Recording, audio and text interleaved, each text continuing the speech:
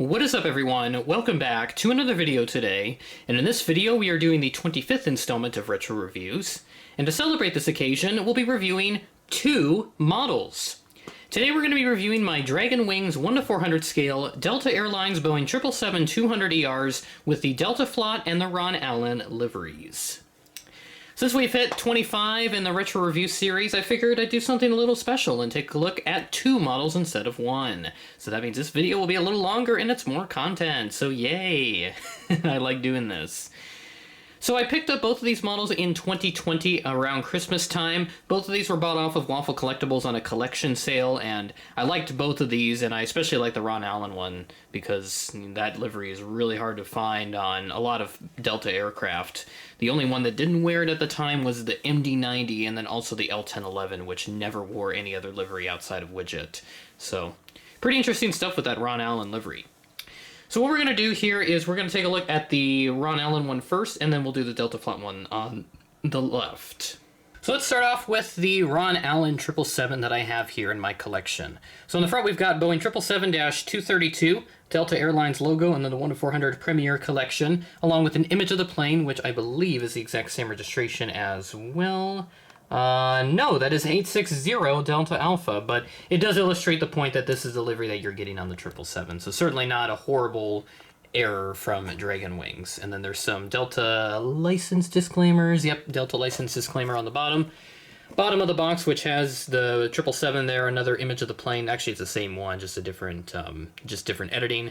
The Delta Airlines logo, and then the Dragon Wings Premier Collection. Item number is 55237.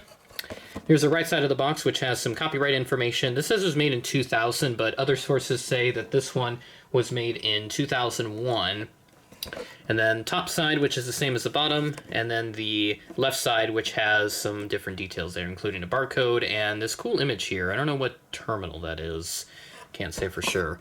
And then the back side is the same, but it does have a copyright date of 1999 from Delta Airlines. So now we'll move that aside and bring the model into view. Now I do want to say that a rough sequence of events happened, unfortunately, right after I unboxed it. Yeah, it wasn't pretty, but I was able to put it back together, thankfully, and now it looks like as if nothing ever happened to the model, which is a good thing, because you don't want to be seeing what in the world actually happened to this lovely model.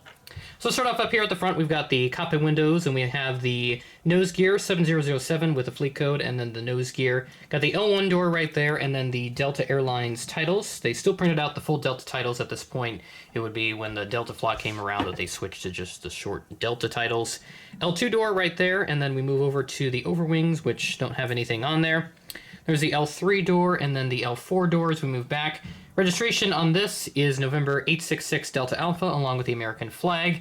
And then we have the applicable Delta Ron Allen tail for the time, along with the fleet code that sits up on the top, 7007. You also see the engines there as well, which do have the red and blue colors from the Ron Allen livery at the time. I'll flip it over to the other side, where we do have some extra details here. Again, this is a model from over 20 years ago, so it's not going to have a whole lot of printed details, but you do see the luggage door right there, and then a couple more on the back, and then the horizontal stabilizer stuff there, of course, as well. And then we'll flip it underneath here, and you can see some of the damage is there on the bottom, but you can't really see it, so not too bad, but I'll have to get a replacement maybe when NG does it, if they do it, and that's a big if. But we do have the stand hole right there, and then some other printed stuff, not a whole lot there with just the silver paint.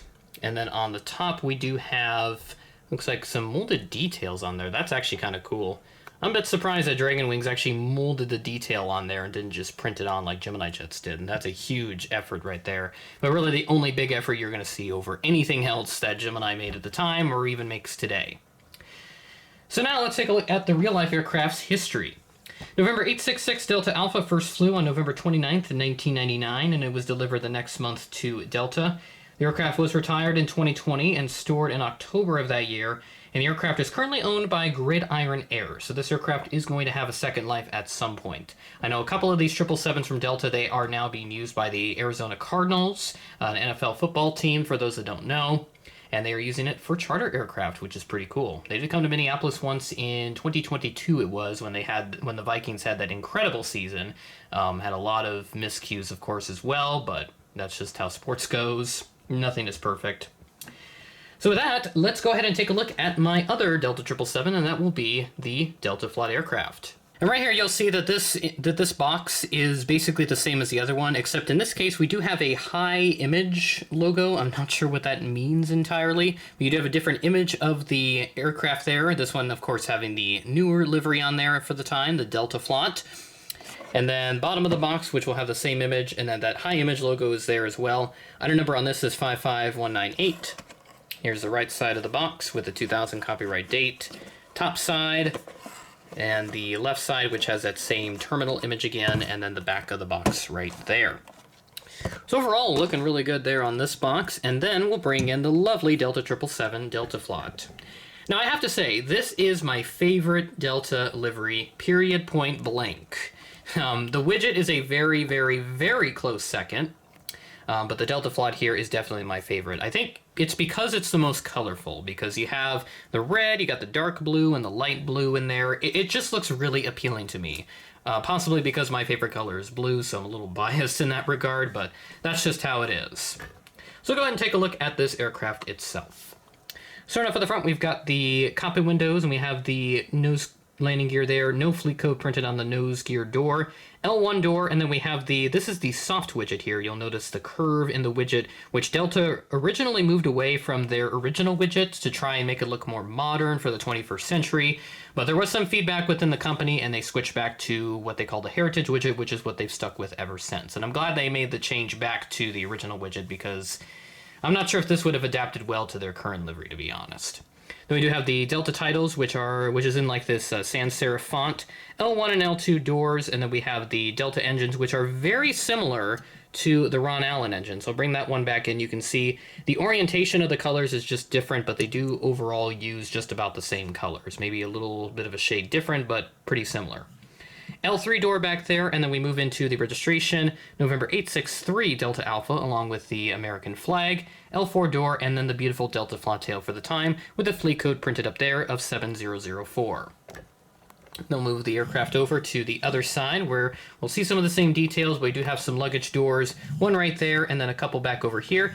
Basically, rinse and repeat as with the Ron Allen.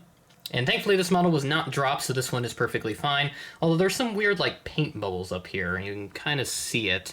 If I maybe zoom in just a little bit, you can kind of see the paint bubbles there, and I think there's some more up here if the camera's going to focus on that and not on the background. But there, you can see it, but not horrible, so can't complain too much.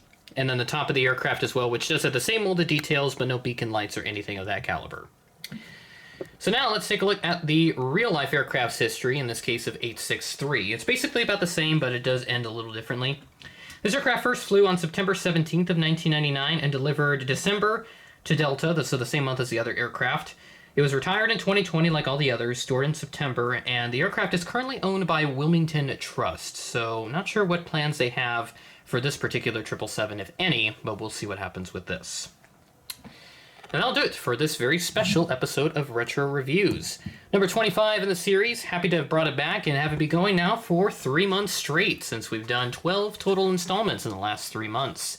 This will continue to be a weekly series as long as models continue to be available. I'll bring on some newer ones that I have in my collection as well, and they'll just be all old aircraft, and I'll talk more about their history in this case, since obviously they've been reviewed on the channel with the unboxings and all that stuff. So look forward to that as we move into the future. So with that being said, that is the end of the video. Thanks for watching, and I will catch you in the next video.